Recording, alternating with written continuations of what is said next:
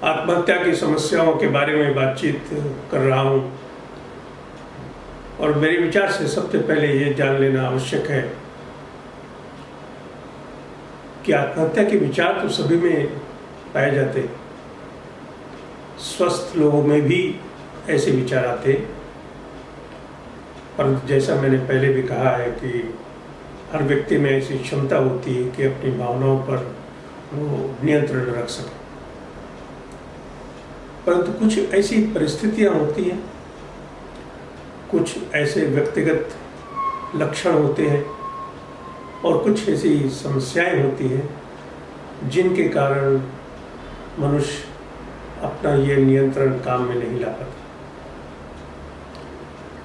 हमें ये जानना जरूरी है कि वे कौन से लोग हैं जो आत्महत्या के लिए जोखिम में होते हैं और वे कौन कौन सी समस्याएं हैं जिनसे वे आत्महत्या का प्रयास करने पर मजबूर हो जाते हैं।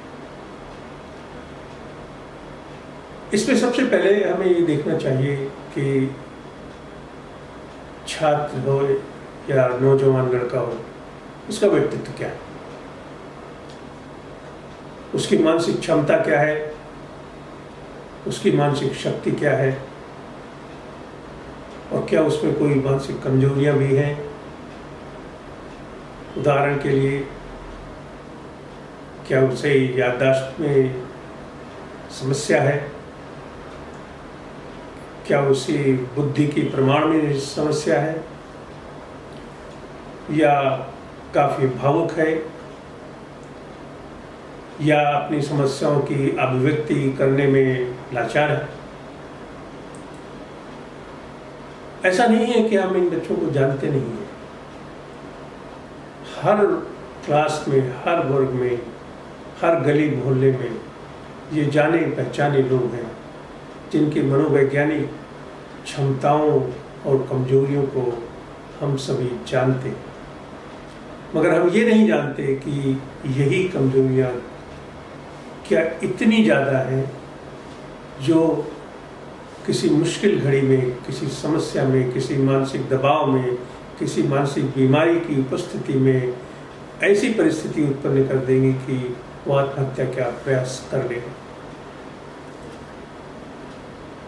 मतलब ये है कि अगर कमजोरियां हैं तो उन्हें पहचाना जाना चाहिए और उन पर ध्यान दिया जाना चाहिए। अगर कोई बच्चा चंचल है, बहुत ज़्यादा उत्तेजित होता है, बहुत ज़्यादा भावुक होता है, तो निश्चित रूप से ये बीमारी नहीं है। इसे गलत न समझा जाए, ये मानसिक बीमारी नहीं है, लेकिन ये मन के कुछ गुण हैं जो कभी हमारे लिए अवगुण हो सकते हैं। तो पहले समस्या तो ये है कि हम अपने बच्चों को जानें, हमारे जो स्टूडेंट्स हैं, टीचर उन्हें पहचानें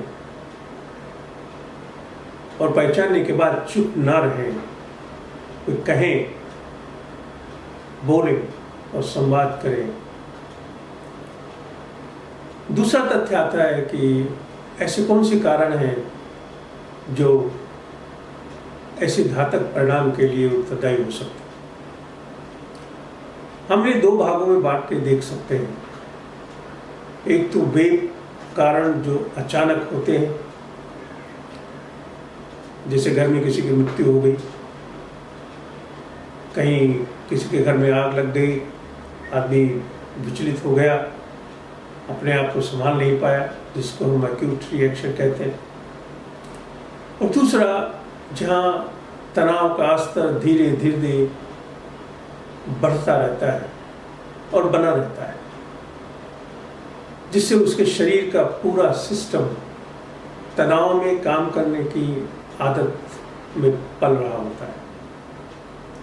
तो इसे हम कह सकते हैं कि एक क्रॉनिक या कई सालों से चलती हुई तनाव की, मानसिक तनाव की समस्या से ग्रसित हुआ आदमी जब मानसिक दबाव में आया तो उसने आत्महत्या का प्रयास कर लिया।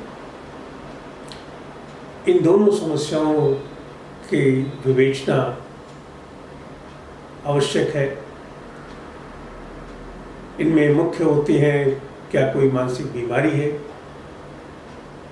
जहाँ परिवार में किसी ने आत्महत्या का प्रयास किया हुआ होता है, ऐसा पाया गया है कि उन परिवारों में आत्महत्या की समस्याओं की संभावनाएं बढ़ती जाती हैं। ये एक बहुत बड़ी रिसर्च की फाइंडिंग है जो बड़ी महत्वपूर्ण है और इसे नकारा नहीं गया है। ये तात्कालिक नहीं है। कुछ बच्चे ऐसे हैं जो अपने घरों में उनके माता पिता को मानसिक बीमारी है, वो उनके देखभाल में रहते हैं, वो उन्हें जानते हैं और उनके मन पर उसका प्रभाव रहता है। कुछ बच्चे ऐसे हैं जो अपने यार दोस्तों, मित्र मंडली, महफिलों में अपने आप को दूसरों के अनुरूप ढालना चाहते हैं। उन्हें नए तरीके से जीना या जीने का नया तरीका ढूंढना, इसकी पहचान मुश्किल होती है। ये बहुत आसान होता है कि आप उसी रास्ते पर चले जिस पर आपके थोड़े से बड़े चले गए हो या चलते रहे हो। अधिकतर देखा गया है कि जो पीयर प्रेशर कहते हैं कि हमें हमारे लोग रिजेक्ट न कर दें, हमें हमारे लोग अपने आप से अलग न कर दें, क्योंकि अगर वो अलग होंगे तो वो अपने आप को कमज़ोर महसूस करते हैं। They feel psychologically isolated and weak and therefore they want to conform. इसलिए वो उसी समूह में रहना चाहते हैं, हर कीमत पर उसी समूह में रहना चाहते हैं। चाहे वहाँ ड्रग्स की समस्या चल रही हो और दूसरे दोस्त ने कहा आप भी शराब पीजिए, या वहाँ गांजा भांग चरस चल रही हो और कहा गया कि आप ये करिए,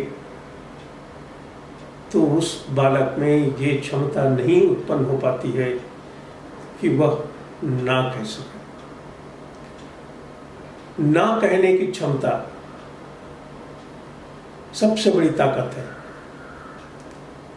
और ये मानसिक शक्ति का एक चरित्र है और हम इसी को प्रेशर, चाहे वो कोर्स का हो या इंस्टीट्यूशन का हो, स्कूल का हो, माता पिता का हो, दोस्तों के व्यवहार का हो, सबके पीछे मनोवैज्ञानिक कारण यह है कि यदि हमने इसे रोका या हमने इसमें सहयोग नहीं दिया तो हम इस मुख्य धारा से अलग हो जाएंगे जिसमें हमें अच्छा लगता है, जिससे हमारे मन को अधिक काम नहीं करना पड़ता है एडजस्ट होने के लिए, संभलने के लिए। एक बार जिस धारा में जो महफिल बन गई दोस्तों की, उसमें रहते हैं और फिर वहाँ से टूटने का जो झटका है उसे बर्दाश्त करने के लिए उनमें शक्ति कम होती है।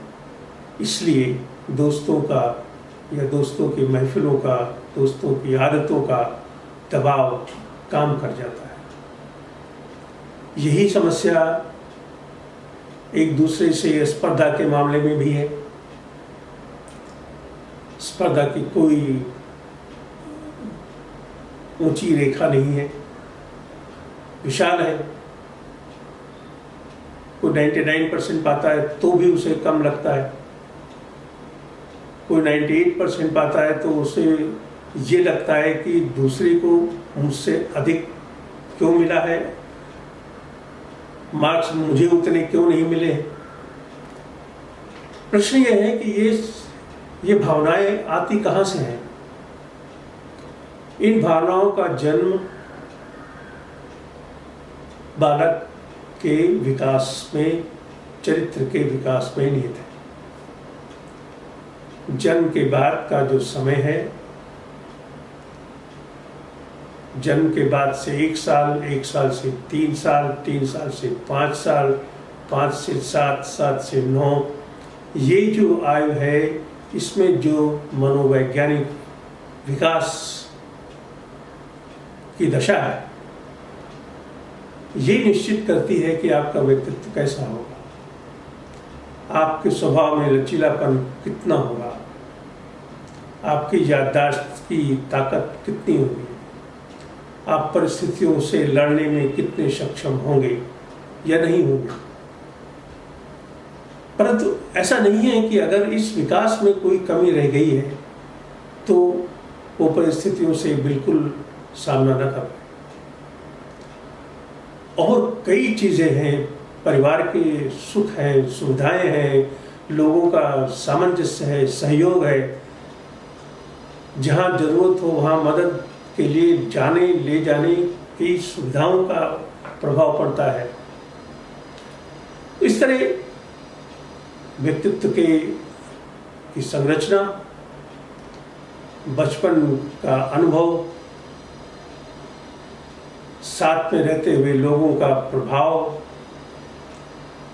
तुरंत हुई घटनाओं का प्रभाव, किसी मानसिक या मनोवैज्ञानिक बीमारी का होना या ना होना, समय पर मदद मिलना या ना मिलना, आपके लक्षणों को पहचाना गया है या नहीं पहचाना गया है, पहचान कर क्या कुछ उपाय किया गया है या नहीं किया गया है, इन सारे विषयों पर ठोस काम होने की आवश्यकता है।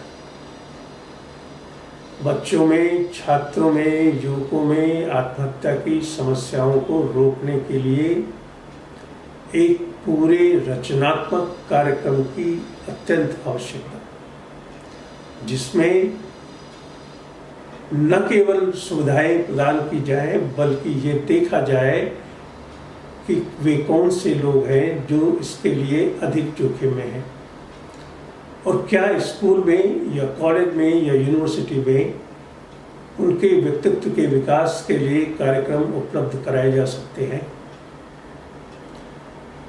क्या वे लोग जो विश्वविद्यालयों में चुनाव लड़ते हैं,